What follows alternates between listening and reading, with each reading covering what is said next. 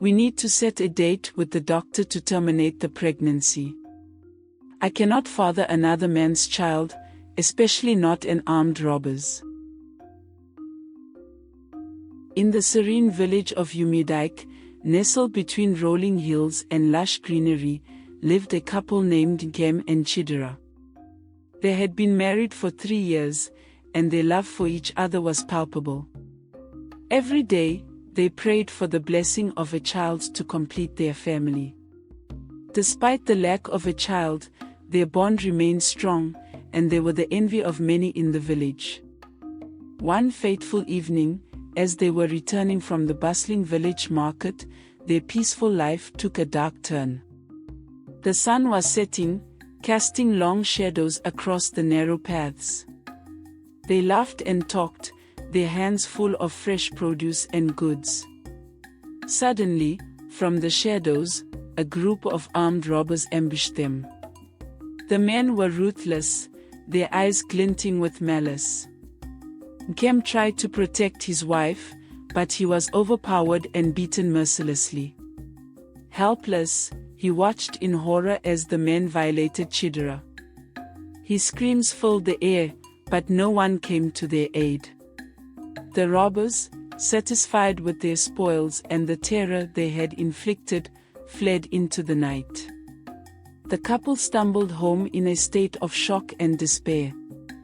Chidera's vibrant spirit was shattered, and she wept silently throughout the night. Nkem held her, his heart breaking at her pain, but nothing he did or said could console her.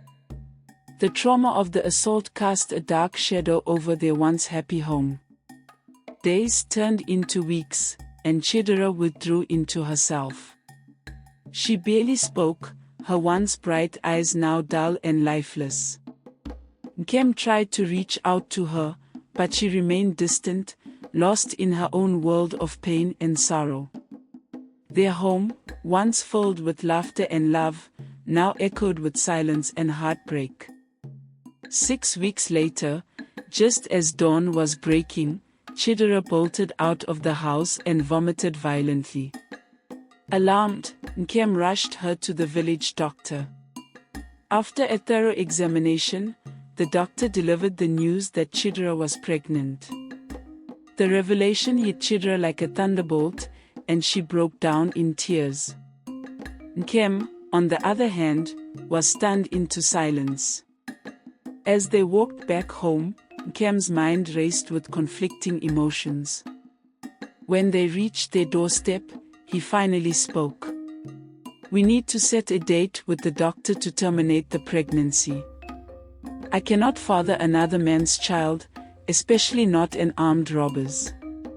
Chidera, her eyes red and swollen from crying, looked at him with determination. "I will not kill my child, Nkem. This baby is innocent and deserves to live." A heavy silence fell between them, and from that day on, they barely spoke. Nkem distanced himself emotionally and physically, unable to reconcile his feelings about the pregnancy. Chidera, on the other hand, resolved to carry the baby to term, drawing strength from a deep well of resilience within her. The months passed in a haze of silence and tension. Nkem avoided Chidera, spending more time away from home and barely acknowledging her growing belly. Chidera, despite the lack of support, persevered. She attended her prenatal appointments alone, relying on the kindness of neighbors and friends. One night, as Chidera lay in bed, she felt the baby move for the first time. Tears filled her eyes, a mix of sadness and joy. She longed to share the moment with Nkem, but he was nowhere to be found.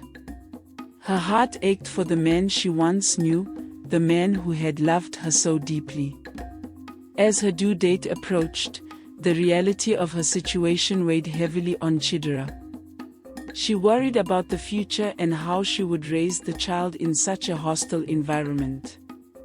Despite her fears, she remained resolute, determined to give her baby the best life possible. When the day of labor finally arrived, Chidera's screams filled the house, but Nkem did not move. It was their neighbor, Mama Nkechi, who rushed her to the hospital.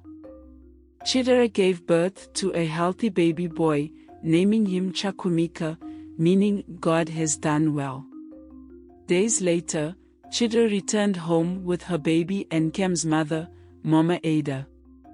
As they entered the house, Mama Ada turned to her son, anger and disappointment etched on her face. "What happened to you, Nkem? How could you abandon your wife in her time of need?" Nkem looked away, unable to meet his mother's piercing gaze. "I couldn't bear it, Mama. That child, it's not mine." Mama Ada shook her head in disbelief. "Have you lost your mind? That child is a blessing, regardless of the circumstances. You should be grateful." Chidera stood quietly, holding her baby close. Despite the drama unfolding around her, she felt a sense of peace. She had given birth to a beautiful son, and nothing could take that joy away from her. Over the next few weeks, Nkem's behavior worsened. He stayed out late, avoided eating the food Chidera prepared, and even threatened to throw her out of the house. Chidera endured his cruelty in silence, focusing on her son and finding solace in the love she had for him. One evening, while Nkem was out, Mama Ada sat down with Chidera. "My dear, you are strong and brave. Do not let my son's foolishness break you. You have a child to raise, and he needs you." Chidera nodded, tears streaming down her face. "Thank you, Mama. I will do my best." As the weeks went by, Mama Ada grew suspicious of Nkem's behavior. She decided to investigate and, with the help of the village doctor, discovered something astonishing. Nkem and Chidera had been trying to conceive for years, and unbeknownst to them, Chidera had become pregnant just before the tragic incident. Armed with this new information, Mama Ada confronted her son. "Nkem, you have wronged Chidera in the worst possible way. The child she carries is yours. She was already pregnant before that horrible night." Nkem was stunned. The realization hit him like a ton of bricks, and he felt a wave of shame and guilt wash over him. He had pushed away his wife and unborn child, blinded by his own insecurities and anger. Nkem fell to his knees, tears streaming down his face. "What have I done? How could I have been so blind and foolish?" Mama Ada placed a hand on his shoulder. "It's not too late to make amends, Nkem. You can still be a father to your son and a husband to Chidera." Determined to make things right, Nkem rushed home to find Chidera. She was in the bedroom, rocking their baby to sleep. He approached her cautiously, his heart heavy with regret. "Chidera, please forgive me," he pleaded. "I was wrong. I should have been there for you and our child. I let my anger and pride get in the way of my love for you." Chidera looked at him, her eyes filled with a mixture of sadness and resolve. "Nkem, I loved you deeply, and I hoped we could build a family together. But your actions have hurt me beyond repair. I cannot forget what you put me through." Nkem's heart sank. "Please, Chidera, give me a chance to make things right.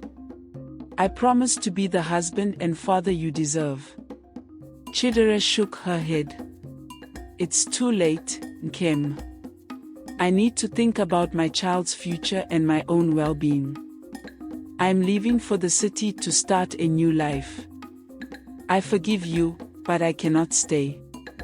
With a heavy heart, Chidera packed her belongings and left the village with her son.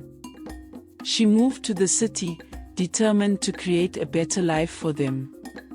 Nkem watched her go, his heart shattered by the realization of what he had lost. In the city, Chidera found work and slowly rebuilt her life. She raised her son with love and care, teaching him the values of strength and resilience. Though she never looked back, she carried the lessons of her past with her, a reminder of the importance of love, trust, and forgiveness. Nkem remained in the village, haunted by his mistakes.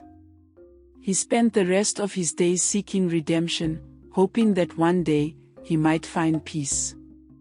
The story of Nkem and Chidera became a cautionary tale in the village, a reminder of the consequences of neglect and the power of forgiveness.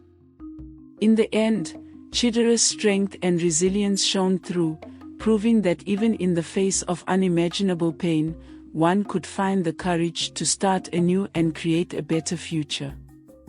Nkem spent his days in remorse, thinking of ways he could make amends. He tried reaching out to Chidera, sending letters and messages, but she remained steadfast in her decision. Her life in the city was a new chapter, one where she could finally find peace and happiness away from the pain of the past. One day, Nkem decided to visit the city, hoping to see his son and perhaps talk to Chidera. He found her working at a local market, her face glowing with happiness as she interacted with customers. She had built a new life for herself, one filled with purpose and joy. Nkem approached her, his heart pounding with anticipation. "Chidera, can we talk?" Chidera looked at him, her eyes softening with a mix of sadness and understanding. "Nkem, I have forgiven you, but I cannot go back to that life. I have moved on, and so should you." Nkem nodded, tears brimming in his eyes. "I understand. I just wanted to see you and our son. Can I at least be a part of his life?" Chidera hesitated, then sighed. "You can see him, but on my terms. He needs to know his father, but I will not let anything disrupt the peace we have found." Nkem agreed, grateful for the chance to be a father. He visited them regularly, slowly building a relationship with his son. Though the past could not be undone, Nkem found solace in the small steps he took towards redemption. Chidera, on the other hand, flourished in the city. She opened her own small business, providing a comfortable life for herself and her son. Her strength and determination were an inspiration to many, proving that even in the face of adversity, one could rise above and create a better future. As the years went by, the pain of the past faded, replaced by new memories and experiences.